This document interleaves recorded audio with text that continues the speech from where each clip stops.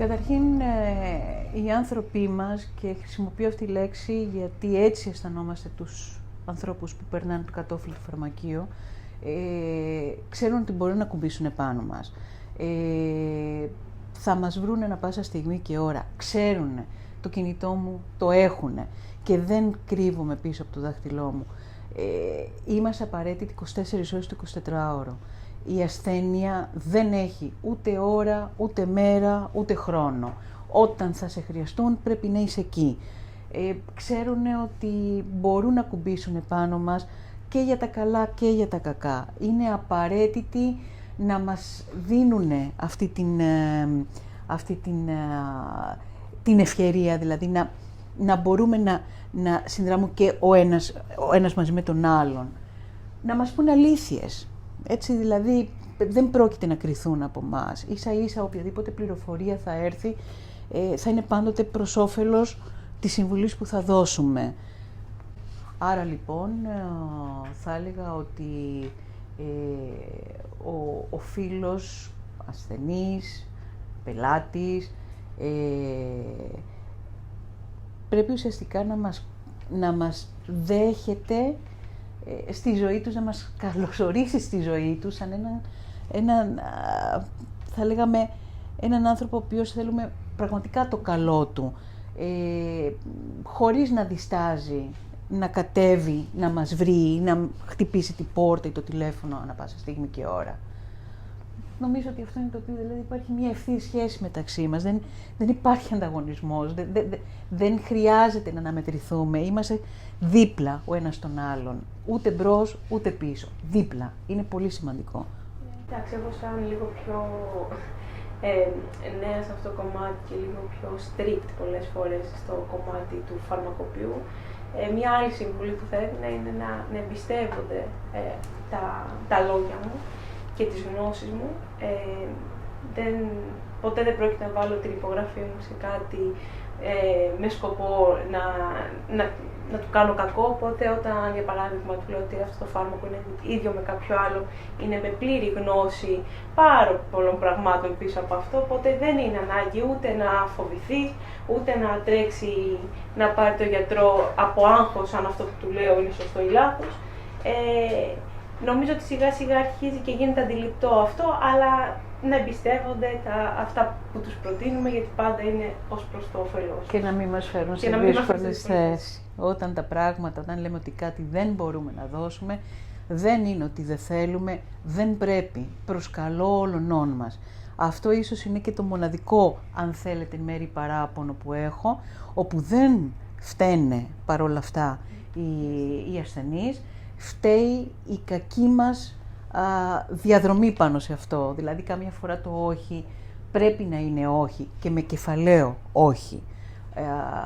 Και αντιλαμβανόμαστε όλοι τι σημαίνει αυτό. Όχι στα αντιβιωτικά χωρίς λόγο, όχι στα ηρεμιστικά χωρίς λόγο, όχι στα φάρμακα. Η συνταγογράφηση είναι απαραίτητη και σημαντική, ακολουθεί την πορεία ενός ανθρώπου, είναι ταυτότητα για αυτόν και για μας εργαλείο δουλειάς.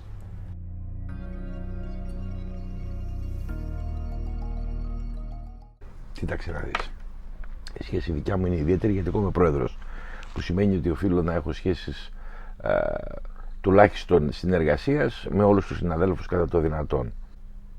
Οι συνάδελφοι μεταξύ τους είναι μια μικρή κοινωνία. Οι πολύ κοντινοί είναι ο ανταγωνισμός στη μέση, δεν αφήνει πολλές προσωπικές σχέσεις. Συνήθως υπάρχουν και διενέξεις που πολλές φορές αγγίζουν και ακρότητες.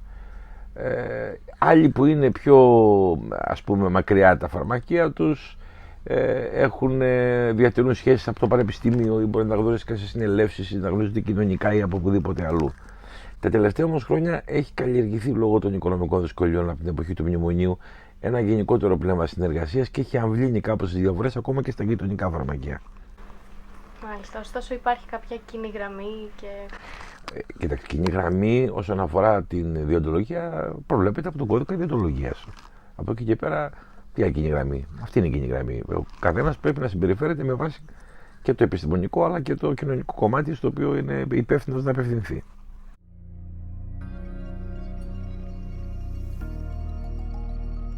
Νομίζω πως όχι. Δεν σε αφήνει στα περιθώρια η δουλειά, τουλάχιστον μέχρι στιγμής. Παρότι γίνονται σεμινάρια αρκετά και τα τελευταία χρόνια υπάρχει μια προσπάθεια ανανέωσης, ας πούμε, του υπόβαθρου του φαρμακοποιού, είναι τέτοιος ο όγκος δουλειάς και τόσο πιεστικές οι συνθήκες που πρακτικά είναι δύσκολο να αναμορφώσεις, να μπεις στις νέες τεχνολογίες που βγαίνουν. Εξάλλου, ένα μεγάλο πρόβλημα είναι ότι επειδή είμαστε αποκομμένοι από τα φάρμακα της νέας τεχνολογίας, τα οποία λόγω υψηλών τιμών τα δίνει και το φαρμακείο του ΕΟΠΗ, δεν υπάρχει και το ανάλογο ερέθισμα όσον αφορά το κάθε αυτό κομμάτι του φαρμάκου. Υπάρχει όμως μια εξέλιξη σε κομμάτι υπηρεσιών, στις βιταμίνες, στα παραφαρμακευτικά. Εκεί αναγκαστικώς, επειδή ήταν καινούργια ύλη και έχει αυξηθεί ο όγκος την τελευταία δεκαετία, νομίζω ότι οι γνώσεις αναγκαστικά πρέπει να ανεβαίνουν για να μπορέσεις και να λειτουργήσεις.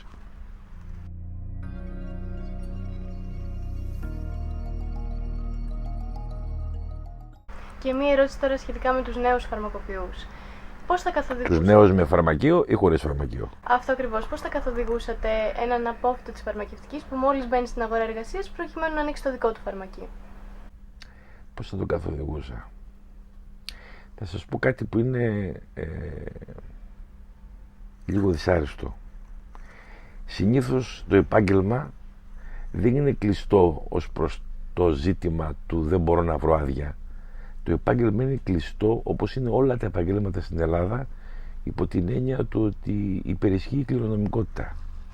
Δηλαδή, ένας συνάδελφος ο οποίος είναι πτυχιούχος φαρμακευτικής και έχουν η δική του φαρμακείο, μπαίνει με διαφορετικό τρόπο στην αγορά από ότι μπαίνει ένας καινούριος που η οικογένειά του δεν έχει καμία σχέση με το φαρμακείο πριν, ακόμα δεν έχει και την οικονομική δυνατότητα. Σας το λέει κάποιος ο οποίος η οικογένειά του δεν είχε πριν καμία σχέση με φαρμακείο και το αντιμετώπισε αυτό ως νέος φαρμακοποιός, έστω και την εποχή του 1990. Δεν έχει αλλάξει αυτό το πράγμα. Κατά συνέπεια, οι συνάδελφοι οι οποίοι δεν έχουν σχέση οι οικογένειές τους με το επάγγελμα ή έχουν και οικονομικά πρόσθετα ζητήματα, δεν είναι δηλαδή πολύ άνετοι στο κομμάτι του οικονομικού, γιατί μπορεί ο πατέρας να είναι βιομήχανος και να πας στο καλύτερο σημείο, να ρίξεις όσα χρήματα υπάρχουν μέσα και να κάνεις το τριπλάσιο φαρμακείο από έναν παλιό. Αλλά αυτές είναι εξεζητημένες περιπτώσεις. Πρέπει να είναι πάρα πολύ προσεκτικοί στο αν θα μπουν, να το μετρήσουν πολύ, στο αν θα μπουν στον ανταγωνισμό της αγοράς κάνοντας ένα φαρμακείο ιδιόκτητο, το οποίο πλέον δεν μπορεί να είναι όπως υπάρχει στο νου του κόσμου ένας φαρμακοποιός μέσα, ανοίγεις και σιγά σιγά παίρνεις πελατεία. Ο ανταγωνισμός είναι σκληρός. Θα πρέπει να πάρουν υπαλλήλους, θα πρέπει να πάρουν εξοπλισμό, θα πρέπει να έχουν backup χρημάτων κάποιοι για να μπορούν να ανταπεξέλθουν στο οικονομικό κομμάτι, θα πρέπει να βάζουν νέα ύλη, θα πρέπει λοιπόν να το σκεφτούν, να το μετρήσουν αυτό καλά, αν έχουν τις δυνάμεις και τις προϋποθέσεις να το πραγματοποιήσουν, ή να ακολουθήσουν επιστημονική καριέρα εντός του πανεπιστημίου, μιας και οι άλλες περιπτώσεις νοσοκομείου κλπ. Δυστυχώς είτε έχουν απλώς υπαλληλική ιδιότητα ή δεν έχουν ανοίξει ακόμα καν, δεν συζητιόνται καν από το ελληνικό κράτος. Μάλιστα. Οπότε, εγώ καταλαβαίνω ότι χρειάζεται σίγουρα όρεξη για δουλειά και προσωπική εργασία σε αυτό. Και καλό ζύγισμα των προϋποθέσεων που έχει ο καθένας. Γιατί ο ανταγωνισμός πλέον είναι σκληρός και τα φαρμακεία είναι πάρα πολλά. Μάλιστα. Και η πίτα μικρή λόγω των κλειστών προϋπολογισμών. Κοιτάξτε, συμβουλή δεν μπορώ να σας δώσω. Συμβουλή δίνουν αυτοί που θεωρούν τους εαυτούς τους σοφούς ότι τα ξέρουν όλα. Εγώ δεν ξέρω τίποτα. Μπορώ όμως να σας πω τη γνώμη μου. Ή την άποψή μου, αν θέλετε. Αυτό που κάνετε, να το κάνετε πρώτον γιατί το θέλετε. Και δεύτερον, να μην περιορίζεστε σε αυτά που σας δείχνουν, αλλά να ψάχνετε να βρείτε πίσω από αυτά που σας δείχνουν τι υπάρχει. Και το τρίτο και πιο σημαντικό είναι αυτό το οποίο είναι κλεμμένο βέβαια. Μη στέκεστε σε αυτά τα πράγματα που υπάρχουν και λέτε γιατί, αλλά να στέκεστε σε αυτά που δεν υπάρχουν και να λέτε γιατί όχι. Και να κοιτάτε το μέλλον σας, γιατί το μέλλον και για μας είστε εσείς. Και σαν ιστερόγραφο, κλείστε στα αυτιά σας που σας λένε την περίφημη φράση «Εσείς δεν ξέρετε γιατί είστε νέοι». Ξέρετε και πολλά ξέρετε. Και εμείς Πρέπει να σας ακούμε. Τώρα να πάμε σε κάτι άλλο. Υπάρχει μια νέα γενιά φαρμακοποιών, όπως συμβαίνει και με εσάς και την κόρη σας, η οποία καλείται να σας διαδεχτεί. Πιστεύετε ότι θα ανταπεξέλθει στις απαιτήσεις του επαγγέλματος? Καταρχήν, Ειρήνη, θα ήθελα να πω κάτι. Το ότι η κόρη μου επέλεξε και θα σας το πει και η ίδια, επέλεξε να σπουδάσει φαρμακευτική και να κάνει και εκείνη το όνειρό της πραγματικότητα, δεν την κάνει εκ των προτέρων υπόχρεη να ακολουθεί τα δικά μου βήματα. Μεγάλη μου χαρά, ο χώρος δικός της είναι αν το θέλει, αλλά αν τα φτερά της θα θέλει να τα ανοίξει, να κάνει οτιδήποτε άλλο, πάλι δίπλα θα είμαι. Το ξέρετε ότι το επάγγελμα του φαρμακοποιού δεν είναι μόνο πάγκος, είναι πολυπίκυλο. Δηλαδή, δυστυχώς, ίσως δεν το αντιλαμβανόμαστε όπως πρέπει, αλλά η θέση ενός φαρμακοποιού είναι πάρα πολύ σημαντική και σε πάρα πολλούς τομείς. Ναι, αν πιστεύω ότι μπορεί να διαδεχθεί τη δική μου θέση και πολύ πιο επάξια από τη δική μου. Θεωρώ ότι οι εποχές στις εποχές που ξεκινήσαμε εμείς, τα πράγματα ήταν τελείως διαφορετικά, ήταν ίσως και πιο εύκολα από τα σημερινά δεδομένα. Είστε παιδιά τα οποία ξεκινάτε, και θα μου επιτρέψετε να το πω λίγο πιο ευνουχισμένα λόγω συνθήκων. Έχετε όμως δίπλα εργαλεία τα οποία δεν είχαμε εμείς. Έχετε τη τεχνολογία στο πλάι, έχετε πολύ περισσότερες γνώσεις. Νομίζω ότι υπάρχει μια ικανότητα το να τραβήξετε μπροστά επιχειρήσεις οι οποίες έχουμε ζήσει τόσα χρόνια. Βλέπω κάτι το οποίο εμένα με χαροποιεί ιδιαίτερα και είναι πολύ πιο ξεκάθαρος ο ρόλος για το ποιον καλείστε να είστε εδώ. Και ναι, αν με ρωτήσεις προσωπικά, εγώ βάζω όλο το όνειρό μου πάνω στα νέα παιδιά. Πιστεύω ότι το αύριο σας ανήκει και πρέπει να δείξετε πραγματικά αυτό που αξίζουμε και αυτό που είμαστε. Δεν θα μπορούσα να πω κάτι διαφορετικό. Νομίζω ότι ο λόγος μάλλον είναι στη νέα γενιά και όχι στην γενιά που φεύγει. Φλωριάννα. Εγώ το μόνο που θα ήθελα να προσθέσω είναι ότι εντάξει, ισχύει όλο αυτό που είπε η Τίνα. Εγώ είμαι η Τίνα, η μαμά. Υπάρχει μια αρκετά μεγάλη διαφορά όταν οι παλιότεροι ξεκινάγαν, ή μάλλον οι γονείς μας ή από όποιον καθένας από εμάς μπορεί να ακολουθήσει την πορεία του.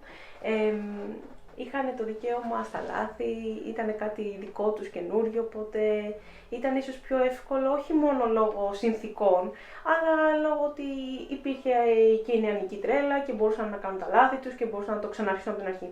Δυστυχώς όσοι πάμε να συνεχίσουμε κάτι, παρακάμπτουμε αυτό το σημείο, δεν έχουμε πολλά περιθώρια λάθους, γιατί μπορεί να αποβεί μοιραίο. Οπότε θεωρώ ότι είναι πιο δύσκολο όντως, αλλά αυτό δεν το καθιστά λιγότερο μαγικό, ή ότι στην τελική μπορείς να βάλεις και εσύ το λιθαράκι σου. Θεωρώ το σημαντικότερο σε μια τέτοια σχέση, όπως είναι π.χ. μητέρας κόρης, πατέρα κόρης, οτιδήποτε, το σημαντικό είναι γρήγορα ο γονιός να αντιληφθεί ότι έχετε ένα νέο αίμα με νέες ιδέες, πιθανόν διαφορετικές γνώσεις, γιατί δεν το ξεχνάμε, έχει αλλάξει πάρα πολύ η επιστήμη μας μέσα σε αυτά τα χρόνια, οπότε πιθανόν αυτά που εγώ φέρνω σαν νέα φαρμακοποιός μπορεί να είναι διαφορετική από τη δικιά της λογική, οπότε καλό είναι να μπορεί να κάνει εύκολα αυτό το βήμα πίσω για να δώσει το χώρο. Εμείς νομίζω ότι το έχουμε σχετικά πετύχει αυτό από αρκετά νωρίς, όσο δύσκολο και να είναι αυτό, αλλά νομίζω ότι ο χώρος είναι πολύ σημαντικό για να μπορούμε να αντιληφθούμε ότι ωραία, δεν φέρνει τις ίδιες ιδέες, ούτε είμαστε τα ίδια μυαλά, ούτε έχουμε το ίδιο background. Αυτό δεν μας καθιστά ούτε χειρότερους ούτε καλύτερους, απλά μας καθιστά διαφορετικούς και οφείλουμε μέσα σε αυτή τη δυσκολία που έχει η διαδοχή να το προσπεράσουμε και να το αποδεχτούμε όλοι στην τελική. Όπως επίσης ένα μεγάλο και δύσκολο κομμάτι είναι αυτό ότι μπαίνεις σε ένα έτοιμο οικοσύστημα, πιθανόν με συνεργάτες που υπό άλλες συνθήκες μπορεί και να μην επέλεγες, οπότε πρέπει να προσαρμοστεί και αυτό. Οι ασθενείς παύλα πελάτες πίσω από σένα, ειδικά όσοι μοιάζουν λίγο και με τους γονείς μας, θα βλέπουν από πίσω την Ντίνα ή την εκάστοτε Ντίνα. Οπότε είναι και αυτό ένα βήμα το οποίο πρέπει να το κάνεις. Πρέπει να δείξεις την οντότητά σου, πρέπει να δείξεις ποιος είσαι. Πολλές φορές γίνεται με λίγο σκληρό τρόπο, γιατί εκεί που κάποιος άλλος μπορεί να είναι λίγο πιο διαλλακτικός, εσύ να είσαι λίγο πιο κάθετος στο όχι, δεν θα πάρετε την αντιβίωση χωρίς συνταγογράφηση. Αλλά αυτό στην τελική είναι αυτό που θα σε κάνει να εδραιωθείς. Να εδραιωθείς. Πάντως εγώ θα ήθελα εδώ να συμπληρώσω κάτι και θα πήγαινα πολύ στοχευμένα στους ανθρώπους της δικής μου γενιάς που καλούμαστε να κάνουμε ένα βήμα πίσω για να αφήσουμε τη νέα γενιά να μπει μπροστά. Να αφήσουμε λιγάκι τους εγωισμούς μας πλάι. Όταν με ρωτάνε ή συζητάω με ανθρώπους και μου λένε «ΟΚ, πώς είναι αυτή η μετάβαση», θα σας έλεγα ότι την έχω σχεδόν σχεδιάσει στο μυαλό μου ως εξής. Θέλω να φύγω από την πίσω πόρτα σιωπηλά και χαλαρά. Έχουμε αφήσει τα πατήματά μας, έχουμε κάνει ό,τι έχουμε κάνει μέχρι σήμερα. Πρέπει να δώσουμε εμπιστοσύνη στα παιδιά μας. Πραγματικά ξέρουν ή και να μην ξέρουν θα ρωτήσουν. Σαν πως και εμείς δεν κάναμε τα ίδια λάθη. Μήπως είχαμε και εμείς ανθρώπους που μας πήραν από το χέρι για να κάναμε τα πρώτα μας βήματα. Άρα λοιπόν και πίσω από τα λάθη επίσης θα διδαχθούν. Είναι ωραίο, είναι καλό να συνδυάζεται η γνώση που φέρνουν τα νέα παιδιά με την εμπειρία των τόσων χρόνων. Νομίζω ότι αυτή είναι και η μαγεία του όλου πράγματος. Και τέλος, μία ευχή για τα νέα παιδιά, να μην ξεχνάτε να είστε πάντοτε διαφοροποιημένοι. Μην αντιγράφετε ο ένας τον άλλον. Ο καθένας σας είσαστε ένας μοναδικός κόσμος. Δώστε βαρύτητα σε αυτό. Πάντοτε θα έχετε κάτι διαφορετικό από το διπλανό. Είναι πολύ όμορφο να θυμούνται το όνομά σας για κάτι διαφορετικό και όχι για μία κοινή ομπρέλα.